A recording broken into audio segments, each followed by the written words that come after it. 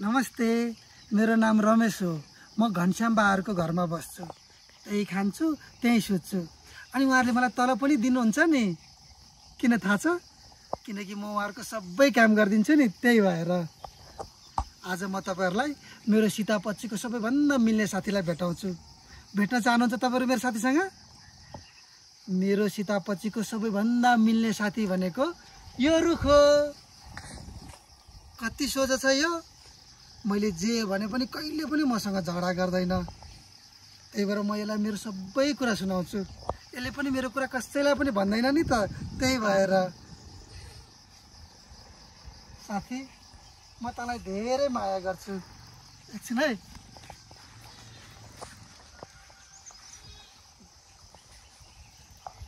तँ पनि मलाई माया गर्छस् नि है? हो भने देख्नु भयो? भयो होला। अनि यो चाहिँ मेरो काकीको घर हो। काकी चाहिँ मेरो आफ्नै साथी सीताको आमा हुनुहुन्छ नि। बोला बोला काकी। ए काकी, देख्नुभयो काकीले मलाई कति धेरै माया गर्नुहुन्छ। बाहिर आउनु न, एकछिन काम छ के? काम छ फेरि? ल भन के हो?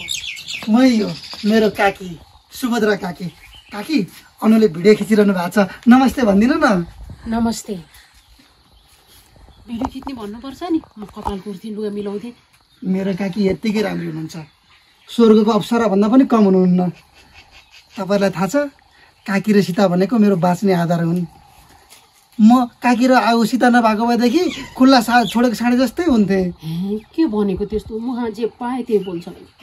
हाम्रो रमेश एकदमै असल छ, इमानदार छ, अनि मायालु पनि छ। अनि मेरो काकी पनि एकदमै प्यारी हुनुहुन्छ, मायाको खानी हुनुहुन्छ। भएन भने भिडियो खिच्नु पुगेन? कहाँ पुग्छ?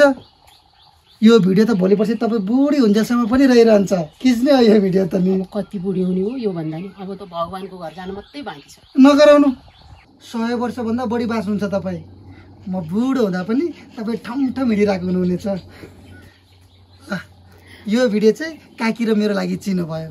आजलाई यति नै। नमस्ते। नमस्ते।